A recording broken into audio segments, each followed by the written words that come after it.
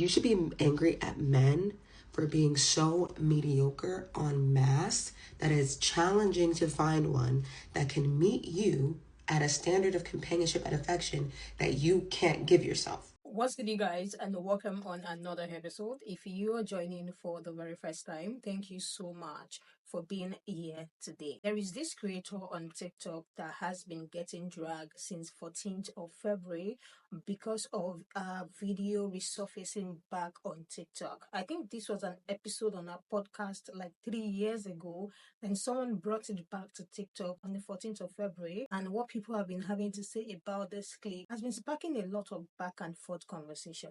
It is a conversation of self-love. This very famous creator on TikTok, Drew Aflo, she made a video 3 years ago talking to a guest on a podcast saying you need to love yourself. If it's not happening yet, it's because you're not there yet. You need to love yourself unconditionally first. Like preaching self-love. And this is someone that has been in a 5-year relationship and she's very public about her relationship online. People are coming in saying that her advice is not an advice that is going to work in today's world because you're not in a space where you're seeking out a relationship or seeking out for a romantic partner. We think that is the best advice to give. And then there are some people on the other hand dragging the people dragging her and not agreeing to what she said, saying we don't know we are going to be having a conversation of self-love. It's going to be causing a lot of drag or a lot of back and forth. I've put together our own clip and as well what people are saying about that video and the conversation around it. So without wasting much time, let's get into the conversation and then we'll come back to talk about if you guys agree with what she said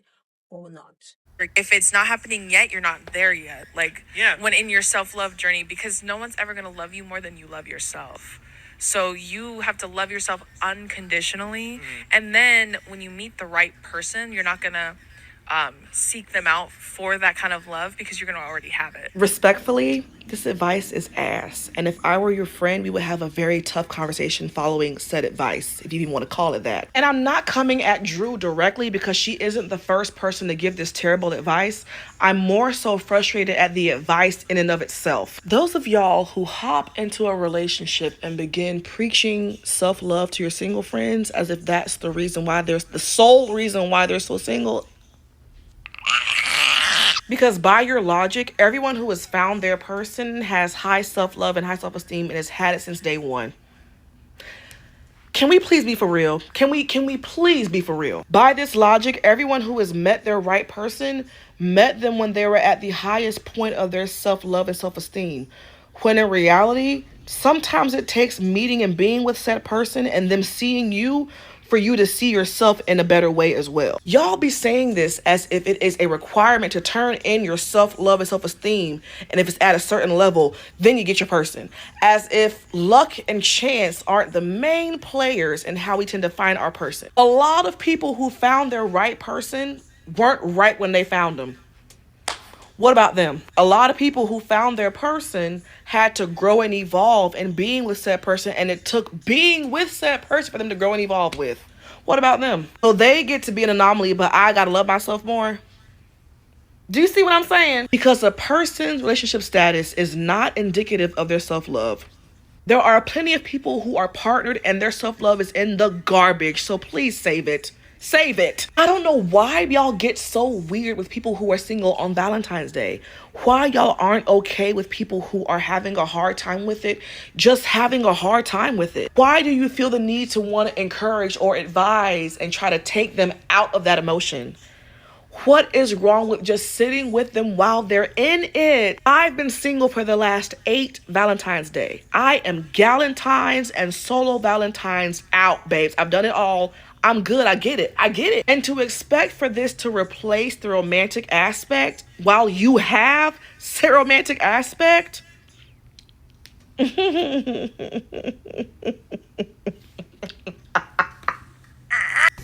She told you to love yourself on Valentine's Day and you got angry. I've watched enough of the think pieces that I still just can't get it, honestly. It just sounds so miserable to me. And I hate when people go out of their way to misunderstand something that's really just so clear. Now, the thing that people are saying, oh, well, that doesn't mean we don't need romantic love. I hate when people in relationships tell us to love them ourselves. It's like, okay, no one's saying you don't need romantic love. Okay, whatever, cool, you're right. But it's already Valentine's Day. That's what she's saying. It's Valentine's Day. Like, you've already made it to Valentine's Day without romantic love. So the best thing you can do is just love yourself. Or just kick it. It's still, like, Valentine's Day is a holiday built around capitalism, so everyone can go buy roses and bears and think that, oh, well, if no one did this for you, then that's because they don't love you. So everybody, you should have someone that loves you year round. But that's beside the point. I don't want to get into my TED Talk. What else was supposed to be said, though? That's what I'm really wondering. Whenever you see people that, like, are giving you all these think pieces on why they hated what the person said and how they felt about it and their interpretation, you're okay, well, what did you want her to say then? Boo-hoo, you're single on Valentine's Day. I can't relate because I've been with my man since high school. I got a fat rock on my finger, so that sucks for you. Better luck next year. Everybody wants to pick. Nobody wants to be happy. You have to be so sad. Like, that's why it sounds miserable. Like, I already love myself. Now you're choosing to be like, so annoying. And oh my gosh, it's like, what else did you want her to say? Well, I wanted her to it's important that she mentions I wanted Okay, fine, then you go. We want you to start your podcast so you can speak on it the way that you want to speak on it. I actually want to hear your perspective.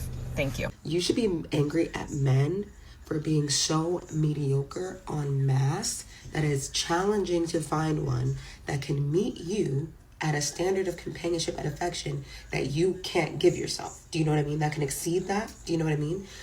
But you're mad at her. My problem is y'all are mad at Drew when you should be mad at men. The really fascinating thing, right, is that Drew Afewalo has built this program being an advocate for decentering men, an advocate for women, and honestly putting herself in harm's way in order to do so, getting doxxed, like taking on some of the most deranged and dangerous people in order to do that work, right? Let's even take it out of context, right? Because if you actually saw it in context, it like is even more irrational that people are angry about it right now. But that person told you that love yourself so that your standards for love that you receive from a man can be so high that you're not taking pennies and you're like, ah, you okay? Are the girls okay? This is really sort of outing people whose feminism really isn't that deep. I'm okay to piss some people off today because the people who are angry about this, honestly, considering her book, considering the whole context of the podcast, to take a woman of color's words out of context and then weaponize that to try to isolate her and get people to gang up on her and attack her is weak bitch behavior. Weak bitch. Okay, I understand what it is to be lonely, but I also understand, I also understand what it's like to be in a terrible, toxic, and abusive marriage and have to leave that and know when to leave that because I finally loved myself to know that what I was getting from that marriage was not only not good enough for me, but that it was deeply damaging and harmful for me, right? And then to hold out and to hold even my current partner very much to that standard and hold 10 toes down, standing on business. If I'm not going to get that, it's quiet. I understand as a Black woman, that's so complex, right? I understand love is so complex. I understand the cards are stacked against us. What is the alternative though? This is my consistency series post for the day. A slightly different tone, but y'all got me worked up. I can't believe you're trying to jump the girl Drew. Like, are you kidding me? Like, it's weird. Anyway, good night.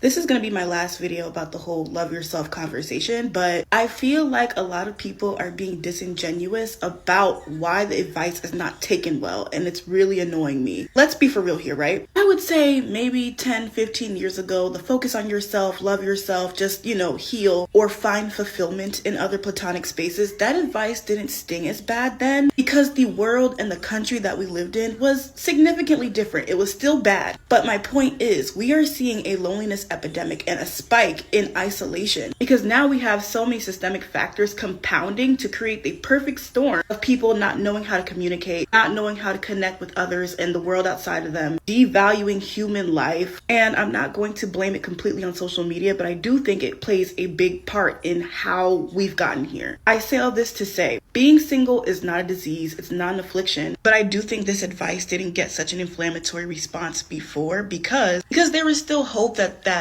a relationship or romance is something that could come down the line for you. That's gone. Like, I want everyone to be serious right now. As a society, we have very little evidence that there is any end in sight to being alone. And this doesn't just go for romance. This is also a platonic problem that is happening. So if we have collectively outgrown the advice of just focus on yourself and love yourself more, and then this thing will come, we should stop giving it. And we should also stop being upset at people for rightfully being annoyed at that advice, because it's not advice, it's a dismissal. Period. And I'm not saying that was Drew's intention. I think most people who give that advice are well-intentioned. But if the people you are giving said advice to are constantly telling you, hey, this makes me feel bad, maybe stop giving it. I personally think Drew handled this whole self-love video situation wrong, and I'll tell you why. Because I recently had an epiphany about this, about myself. So some of you may know I'm in a relationship. I've been in a relationship for about 2.5 years, and I'm pretty public with him. And when I first started dating him, we were like living in the same city for about a month before we both moved to different cities. And so I moved to Boston and basically started my whole life over, starting grad school. Now, when I moved to Boston, I met a lot of new people, many of whom were single. And so naturally, sometimes discussions would come up about singleness or finding a person or why it's so hard to find a good man, etc. And the thing is, up until I started dating my boyfriend, I never ever dated anyone. And I barely even had any romantic interest. So I was very used to having all those conversations as a single woman and as someone who struggled with feeling undesired sometimes. I grew up in a white high school. I was a dark-skinned girl. You can imagine how that goes down. So even though I have a partner, I would come at those discussions from like the mindset of someone who experienced that already and like to have discussions about it. And I very recently, 2.5 years later, had an epiphany.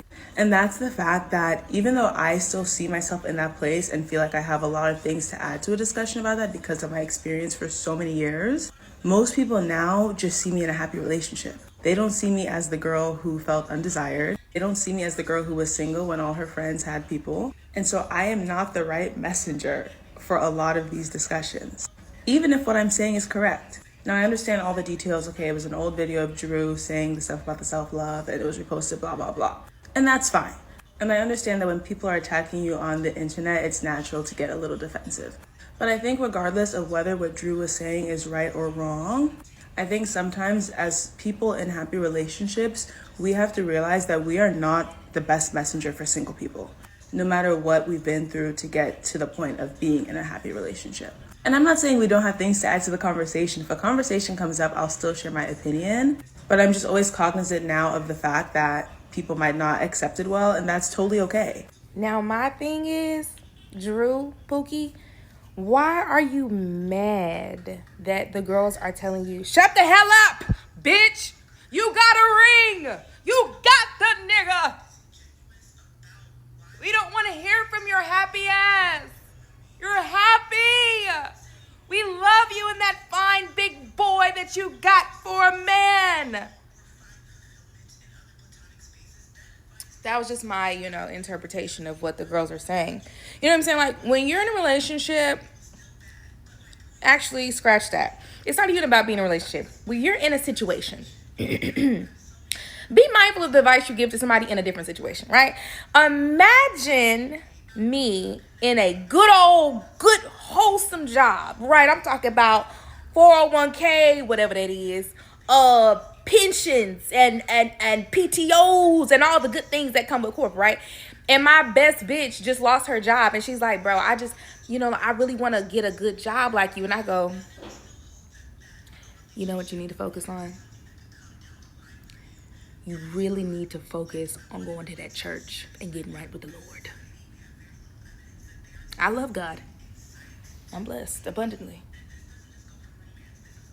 Well, bitch, deaconess, I'm sure the Lord loves me too. But what the fuck does that have to do with me getting a job? And to be fair, I don't see anybody like disrespecting Drew, right? Correct me if I'm wrong now. Actually, you don't have to. I'm not wrong. Y'all know me. I don't be wrong. But I haven't seen anybody disrespect Drew. So it's cracking me up to see her in the comments going off, pissed. This video is 3 years old. And I stand by my advice. I did love myself before he came to me. Babes, I believe you. I think that however, your ears are clogged from love, right? The ring, the beautiful ring, is blinding you from seeing the point.